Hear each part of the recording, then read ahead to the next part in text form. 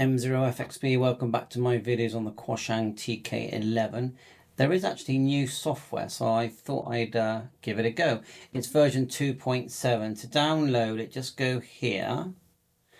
And let's move me out of the way. You've got firmware here as well. I'm not seeing that it's newer. It seems like it's the same version. But when you click the firmware, it's coming up as 5.09E.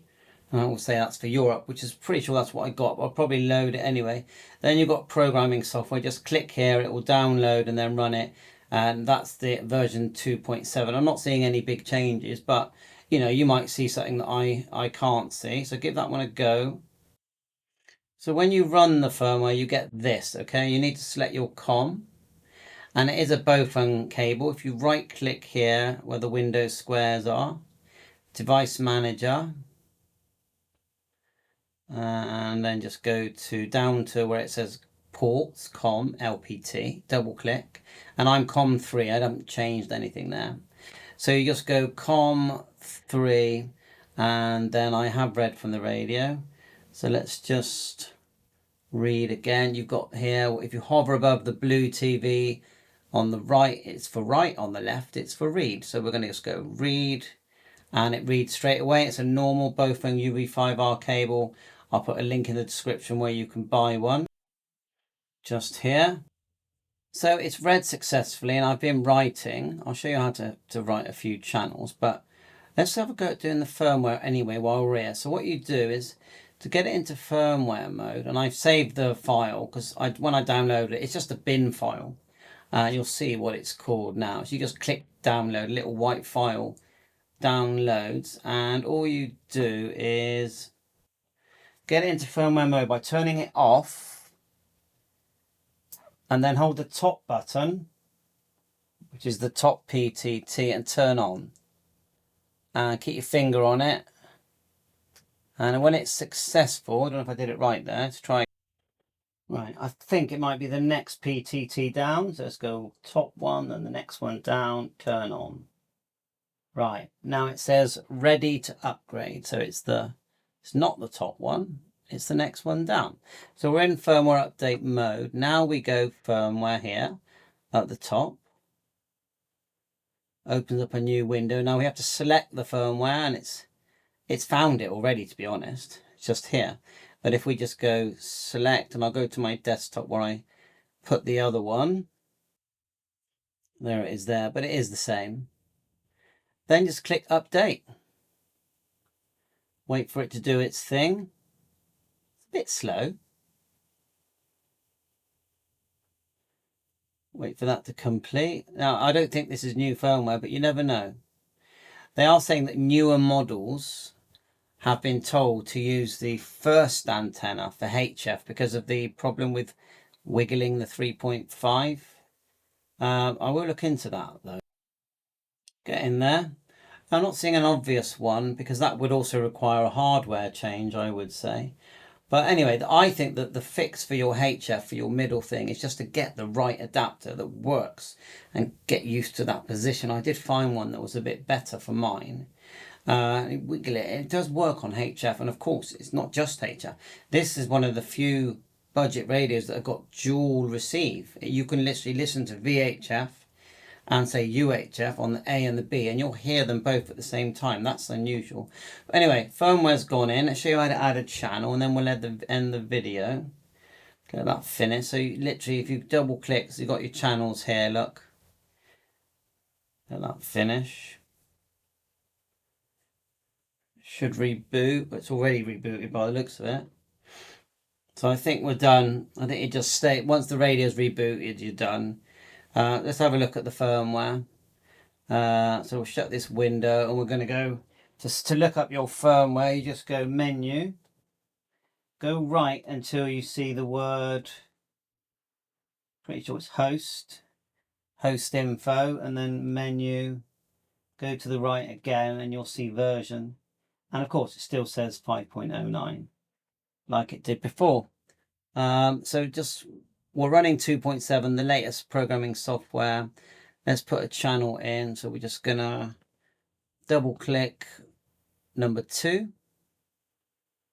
opens up a new window, and then you put in the name. So we'll call this one GB3FI.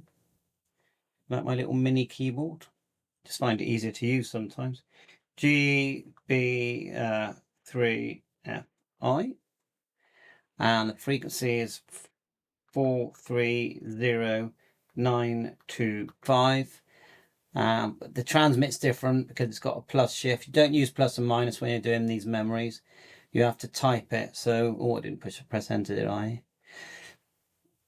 430. You do need the dot 925. Enter.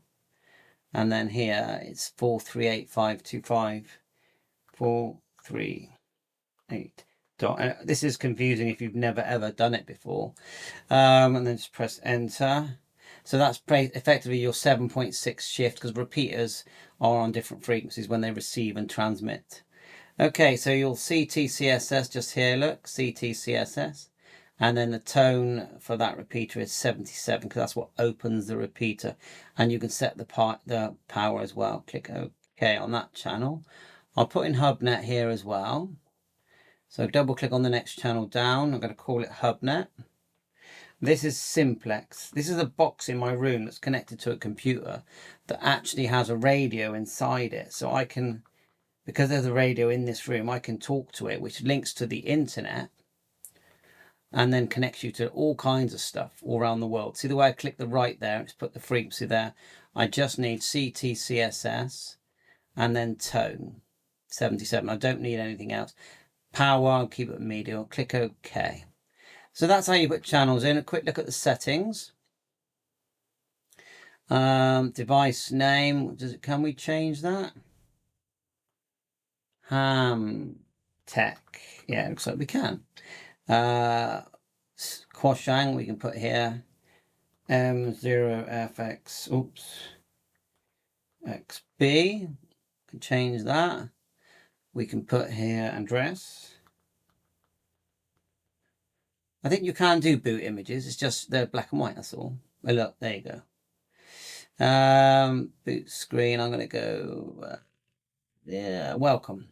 Don't need password. NOAA where the channels are there. Timeout for how long you speak. Just clicking along these tabs here along the top. NOAA button. You can tell the buttons what they do, or what you want them to do. And I would say one for the radio, one for power select. Yeah, flashlight, I'm quite happy with that. Alarm, don't want alarm. And scan, there you are. So click OK. That's the buttons. Oh, let's go back. General set that was. Channel, dual receive, volume balance. Yeah, you can change the balance. Channel display mode, display frequencies. I'm going to put display name. Okay. Core channel. Yeah, we'll leave it there. You can set a memory channel as the core channel. FM, that's radio stations. VFO band, oh, I didn't even touch that. And picture. And I'll enable it. We need to add a picture, don't we? Anyway, so what else? Channels, we did. Scan lists, I don't really use them. DTMF, you can have memories for DTMF. 5-tone, never use that. There's your memories. Got FM radio broadcast. VFO, could change what's in there by default. Like VFO number 1, let's put in, I'm just going to put in my node.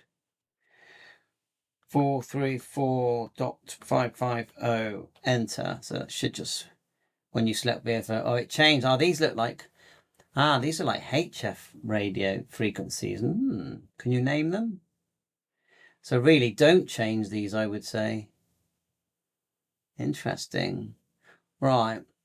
English mode, password, firmware, and then tool. Export. Oh, you can export your CSV. Export CSV. Put it downloads. Because the thing about a CSV, if you can export a CSV, then you can, if you've got the brains, you can do stuff with it. There you are, I've done that. So click OK.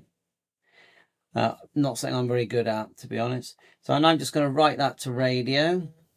So the little blue TV, hover until you see the word write, and then click it.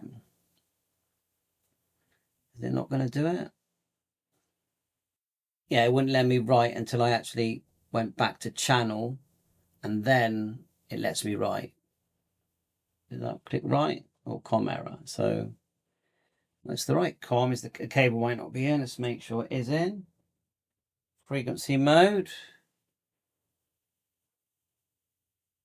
I'm not really sure why it's getting a com error. Maybe try that again. It was working fine earlier because I did read them. Well, what I'll do, I'll save that, all those settings.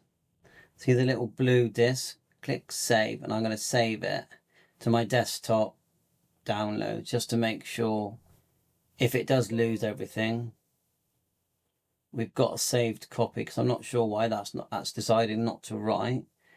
Yeah, it's glitched, doesn't it? Com error. Let's just com free. Okay, well I'll keep watching, because, and there goes my phone, of course. Okay, yeah, after I rebooted, it just worked. So all good. I rebooted the actual radio rather than anything else. Let's go into memory mode just here, and then we'll end the video. Just go VFO memory. There you are. There's my memories there. WRFI. Like someone's there. And that's not bad for inside. Let's put on my HF radio before I finish. Oh, there it is. There. You just got to wiggle it. Once you get the right position, you can hear things fine. But it's a bit annoying wiggling. Bye for now.